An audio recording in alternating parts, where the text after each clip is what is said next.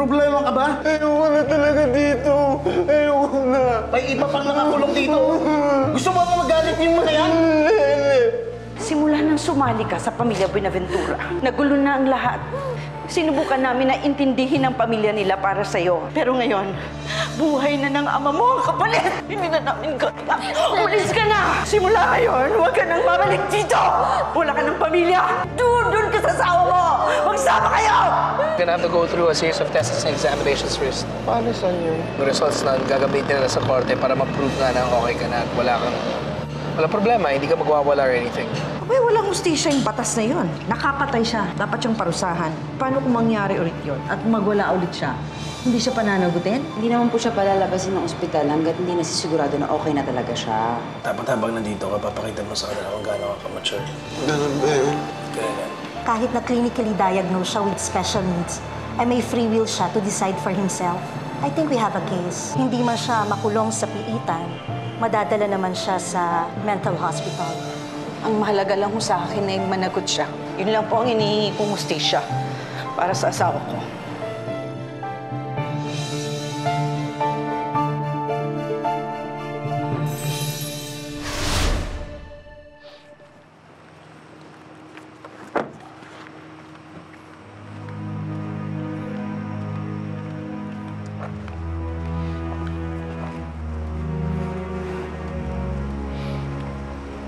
Eloise, I know, hindi mo kailangan mag-worry masyado para kay Bobby. I'm sure lahat ng test na ibibigay sa kanya, malalampasan niya.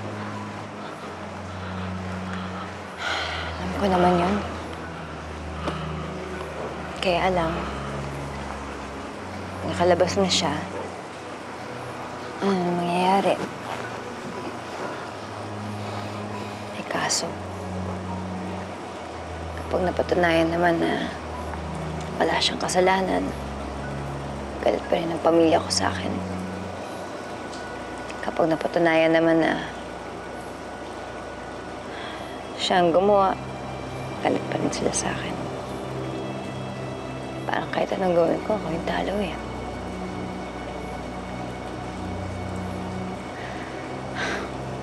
Dahil nawala ang tiwala ng pamilya ko sa akin. Minsan niisip ko, di kaya may kasalanan talaga si Bobby. Kasi ang daming kailangan isuko para sa kanya eh. Buhay ko, pamilya ko, lahat-lahat. Dahil lang kailangan ko siya panindigan.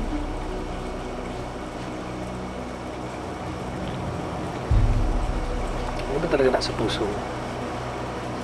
Naniniwala ka ba talaga kay Bobby? Eh kung gano'n, manindigan tayo. Hindi natin pwede iwanan si Bobby. Kahit anong mangyari, lalabas na ng totoo.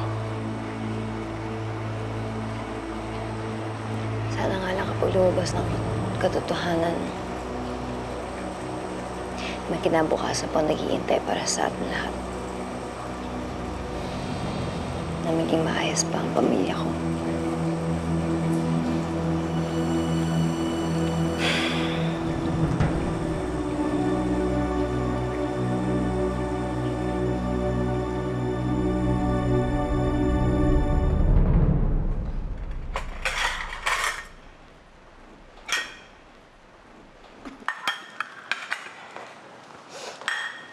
Girl, kumusta paglipat ni Bobby?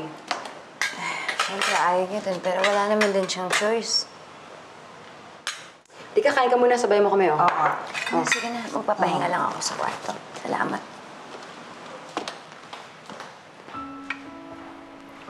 Alam niyo, naawa ako dyan kay girl. Hirap kaya ng kinalalagyan niya ngayon. Hirap kaya manimbang kung pamilya mo o taong mahal mo. Diba? Ikaw ba kung sakali, anong pipiliin mo? Ay, ako kung papipiliin ako, Gigi, syempre, pamilya ko pipiliin ko, no? Kasi ang boyfriend, napapalitan, pero ang pamilya, hindi na. Ako talaga ako, doon sa taong mahal ko. Minsan lang dumating sa buhay mo yung taong mahal mo, yun talagang para sa'yo. Kaya ako lahat-lahat gagawin ko para sa kanya. mahalin din naman. May point ka doon. Pero, Ma'am JJ, ikaw, ano kung pipiliin mo? Alam niyo kung beauty contest to, talo na ako kasi wala akong sagot. Ang hirap kaya. Hindi mo alam kung paano. Siyempre ako, pareho naiintindihan kong side. Si Nailoda, alam ko, nasasaktan siya. Si Eloisa naman, siyempre papanindigan mo yung taong mahal mo, pinakasalan mo yun, di ba? Kaya, ewan ko, hirap sitwasyon ni girl, ayoko malagay doon ever. Pero alam mo ba, sabi sa akin ni Margot, kapag napatunayan daw na okay na si Papi, at pag napatunayan siya nga ang pumatay kay Mang Andoy, hindi malayang isa sa atin ang isunod nun kapag nagwala ulit yun. Talaga? Totoo ba yan, Ma'am JJ? Ako nakakatakot, ha? Ako, kapag bumalik pa dito si Sir Bobby, hindi ako lalapit sa kanya. Gusto ko pang magpakasal. Ikaw lang din ba ang may gusto? Ako din kaya. Gusto ko rin magpakasal. Serang Franklins.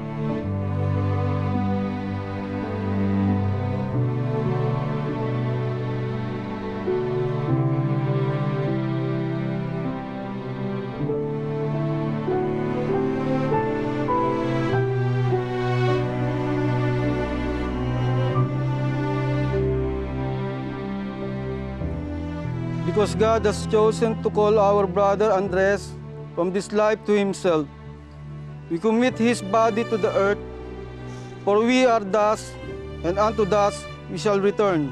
But the Lord Jesus Christ will change our mortal bodies to be like his in glory, for he is risen, the firstborn from the dead. So let us commend our brother to the Lord, that the Lord may embrace him in peace and raise up his body on the last day. In the name of the Father, of the Son, of the Holy Spirit. Amen.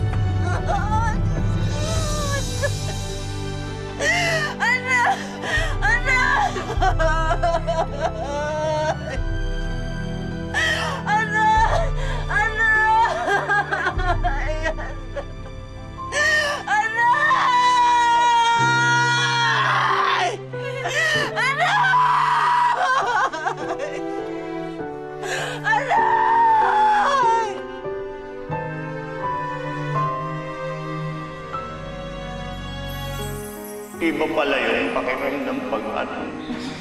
Ganun talaga eh. Mga baby ko kayo eh. Tapos ngayon, kukunin ka na ng iba. Iisa ka lang naman sa akin.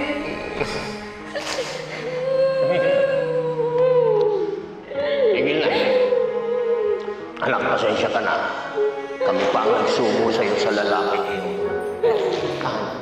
Eloisa, kung nagdadalawang isip ka na, kung gusto mong umatras sa kasal ninyo, ayos lang sa akin, ayos lang sa amin. Kakayanin natin to, anak. Manandoy, hindi naman kayo na yung anak mo. Bakit ba nagkayakap ka naman? Ay, talaga, oh. Basta anak, tandaan mo, sakaling agarabyaduhin ka, kaya saktan ka nila sa mansyon, huwag kang mag-aatubili, balik din eh, ha? Kahit habang buhay ko ang bayaran ng mga pagkakautang natin sa mga binabenturang yan, gagawin ko. Huwag ka nang nilang abili. Yung sinaktan ka ng mga walang yan yun, hindi ko mapapalampas ito. Kami nga ng nanay mo, hindi ka namin sinaktan kahit minsan. Hindi ka namin pinalo. Tapos ipagbubuhatan ka nila ng kamay. Ay, kamayan mo ko! Kahit kailan, hindi ko didiktahan ang iyong puso. Gusto ko lang lumigaya ka. Ha? Ganun lang, para sa'yo yun.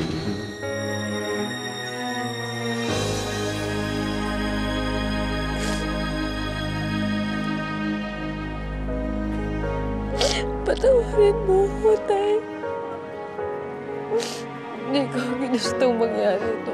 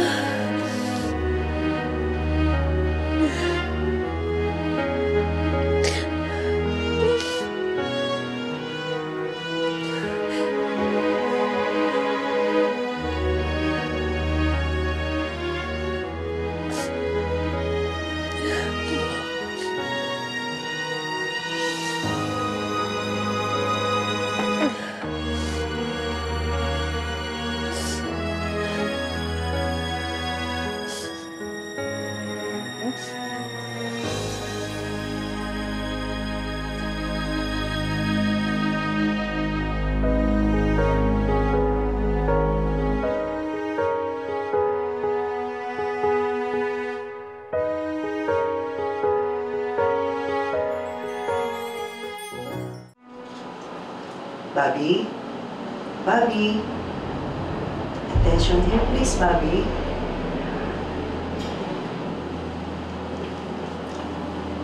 We're going to do the puzzle again.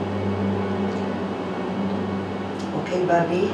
And I'm giving you 15 minutes para buuin mo ang puzzle. Okay?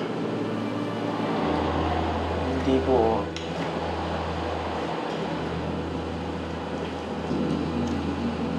Bakit? Masama ba ang pakiramdam mo? Parang napansin ko nga, kanina ka pa matamlay ah. Wala akong sama. Why?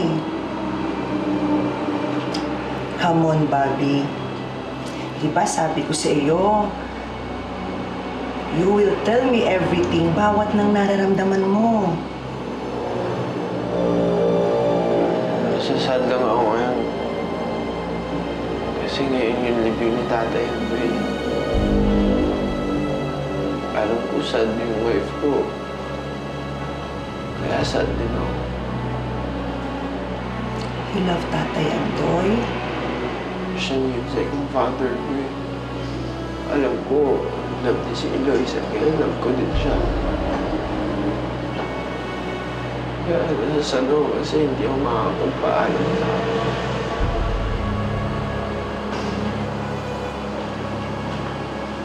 Pwede po, huwag na lang po tayo magtitingin. Dala lang po ako sa room ko. Okay, Papi. Okay.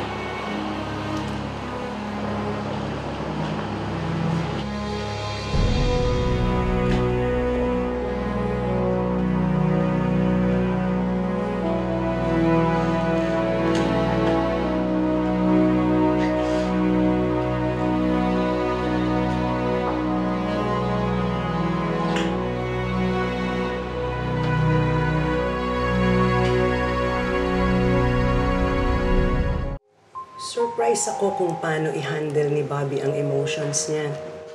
Sa mga activities na ginawa namin, nakita ko naman ang patience niya. From my initial assessment, he's doing really well. I hope he keeps this up for the rest of the period of detention. Doc, ang tanong ko lang, dun sa assessment niyo, sa tingin niyo ba makakapatay siya ng isang tao? Kaya kong sagutin ang tanong mo. Based from my observation habang nandito siya. Sa totoo lang, hindi. I don't think he's capable of hurting or killing someone. Nakita ko kasi sa kanya na malambing siya, maalalahanin. Pero that's just my observation, off the record. Pero Doc, hanggang kailan ang mga tests ni Bobby? Marami pa kaming battery of tests na kailangan gawin sa kanya. Kailangang i-observe kung sakaling wala na siyang medications, kung ano ang pwede niyang gawin.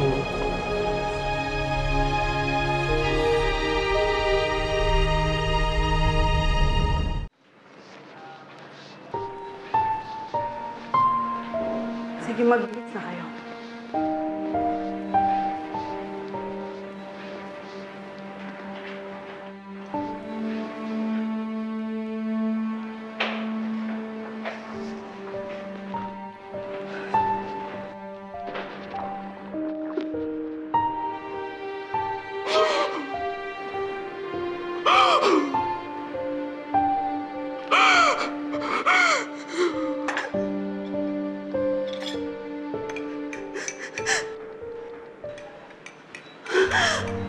Ano, Nay?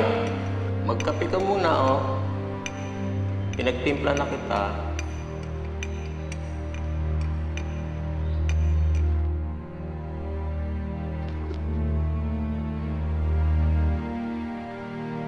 Ay, ang sarap talaga ng luto mo, Nay, oh.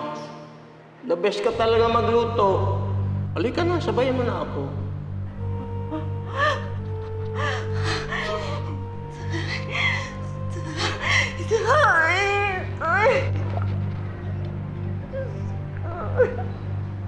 Nay, ay huwag ka nang umiyak. Papangit ka niyan eh. Ay sige, kapag pumangit may pagpapalit kita.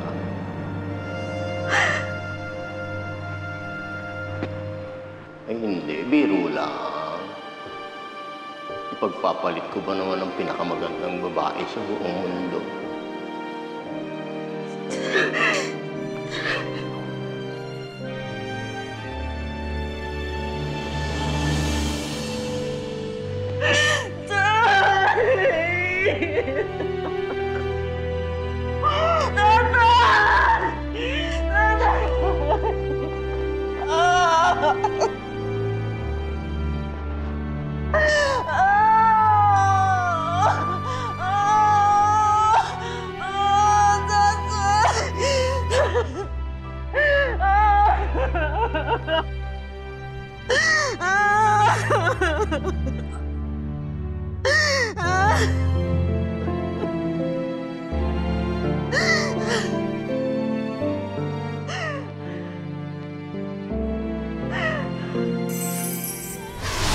Ano to, hindi ko na ayaw niyo makasama ang asawa ko? Natatakot na talaga kami kay Sir Bobby. Baka sa susunod na magwala si Sir Bobby, kami naman po ang masaktan. Eh kung ganon, edi mas mabuti nang umalis kayo. Naiyo ko na mga kasambahay na parang walang tiwala sa amo. Kasi naman ito si Ma'am Gigi, tinatakot niya kami na baka isusunod na daw kami, Sir Bobby, pag nagwala ito. Alam mo ikaw ang huling tao na iisipin kung magsasalita ng ganyan tungkol kay Bobby. Kasi Pamilya na yung turing ko sa'yo eh. Iniisip ko, ikaw na lang yung kakampi ko, pero nagkamali ako. Kahit alam mong galit kami sa kapatid mo, nakikiramay ka pa rin sa akin. Gusto rin naman ako ni Eloisa na damayan ko kaya. Hindi ko pa siya kayang harapin ngayon. Sobrang sakit yung ginawa niya sa akin. Ano ba pwede niyang gawin para matanggap niya yung siya ulit? Oscar, pupuntahan kita. Diyan sa taguan mo. May pag-uusapan tayo tungkol kay Bobby. Hello, Eloisa. May kailangan ka malaman. Hindi si Bobby ang pumatay kay tatay. Ano? Mawalang hiya kayo. Mga kampon kayo ni Satanas. Oh! Hayop ka, Oscar. Pakawalan mo nga ako dito. Isa ka pa. Hayop ka. Kala ko naman nagbago ka na, pero napakasama mo pa rin. Demonyita ka. Paano, mahal? Pasensya ka na. Gusto lang mo yung bibig niya na. Baka mag-ingay pa yan.